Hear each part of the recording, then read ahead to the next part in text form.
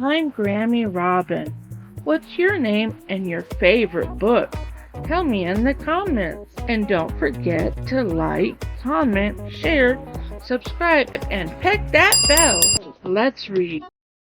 Five Chinese Brothers by Claire Hutchett Bishop and Kurt Weiss. Once upon a time, there were five Chinese brothers, and they looked exactly alike. They lived with their mother in a small house not far from the sea. The first Chinese brother could swallow the sea. The second Chinese brother had an iron neck. The third Chinese brother could stretch and stretch and stretch his legs. The fourth Chinese brother could not be burned. And the fifth Chinese brother could hold his breath indefinitely. Every morning, the first Chinese brother would go fishing, and whatever the weather, he would come back to the village with beautiful and rare fish, which he had caught and could sell at the market for a very good price. One day, as he was leaving the marketplace, a little boy stopped him and asked if he could go fishing with him. No, it could not be done, said the first Chinese brother. But the little boy begged and begged, and finally the Chinese brother consented. Under one condition, said he, and that is that you shall obey me promptly. Yes, yes, the little boy promised. Early next morning, the first Chinese brother and the little boy went down to the beach. Remember, said the first Chinese brother, you must obey me promptly. When I make a sign for you to come back, you must come at once. Yes, yes, the little boy promised. Then the first Chinese brother swallowed the sea, and all the fish were left high and dry at the bottom of the sea, and all the treasures of the sea lay uncovered. The little boy was delighted. He ran here and there, stuffing his pockets with strange pebbles, extraordinary shells, and fantastic algae. Near the shore, the first Chinese brother gathered some fish while he kept holding the sea in his mouth. Presently he grew tired. It is very hard to hold the sea, so he made a sign with his hand for the little boy to come back. The little boy saw him but paid no attention. The first Chinese brother made great movements with his arms, and that meant, come back. But did the little boy care? Not a bit, and he ran further away. Then the first Chinese brother felt the sea swelling inside him, and he made desperate gestures to call the little boy back. But the little boy made faces at him and fled as fast as he could. The first Chinese brother held the sea until he thought he was going to burst, and all of a sudden the sea forced its way out of his mouth, went back to its bed, and the little boy disappeared.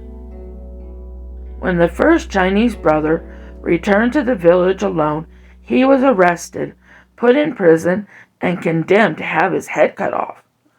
On the morning of the execution, he said to the judge, Your Honor, will you allow me to go and bid my mother goodbye? It is only fair, said the judge. So the first Chinese brother went home, and the second Chinese brother came back in his place. All the people were assembled at the village square to witness the execution. The executioner took his sword and struck a mighty blow. But the second Chinese brother got up and smiled. He was the one with the iron neck, and they simply could not cut his head off. Everybody was angry, and they decided that he should be drowned. On the morning of the execution, the second Chinese brother said to the judge, Your Honor, will you allow me to go and bid my mother goodbye? It is only fair, said the judge. So the second Chinese brother went home, and the third Chinese brother came back in his place. He was pushed on a boat which made for the open sea. When they were far out on the ocean, the third Chinese brother was thrown overboard.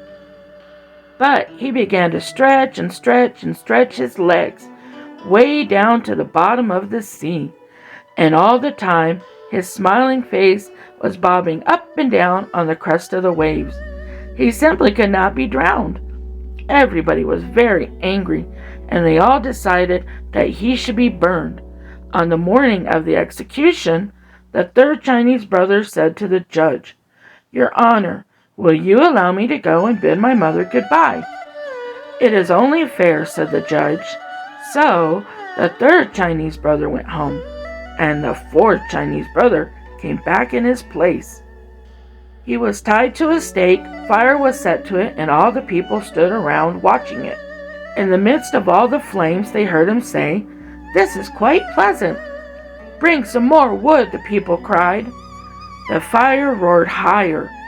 "Now it is quite comfortable," said the fourth Chinese brother, for he was the one who could not be burned. Everyone's getting more and more angry every minute, and they all decided to smother him. On the morning of the execution, the fourth Chinese brother said to the judge, "Your Honor, will you allow me to go and bid my mother goodbye?" "It is only fair," said the judge. So the fourth Chinese brother went home, and the fifth Chinese brother came back in his place. A large brick oven had been built on the village square, and it had been all stuffed with whipped cream. The fifth Chinese brother was shoveled into the oven, right in the middle of the cream. The door was shut tight, and everybody sat around and waited. They were not going to be tricked again. So they stayed there all night, and even a little after dawn, just to make sure. Then they opened the door and pulled him out, and he shook himself and said, "My, that was a good sleep." Everybody stared open-mouthed and round-eyed. But the judge stepped forward and said, "We have tried to get rid of you in every possible way, and somehow it cannot be done. It must be that you are innocent." "Yes, yes," shouted all the people. So they let him go home, and he went home. And the five Chinese brothers and their mother all lived together happily for many years. The end. What a great book. What was your favorite part? Tell me in the comments. I can't wait to read with you again very soon. Don't forget to like, comment, share, subscribe, and click that bell. Have you missed any books? Here's a link to the last book we read. Have a blessed day.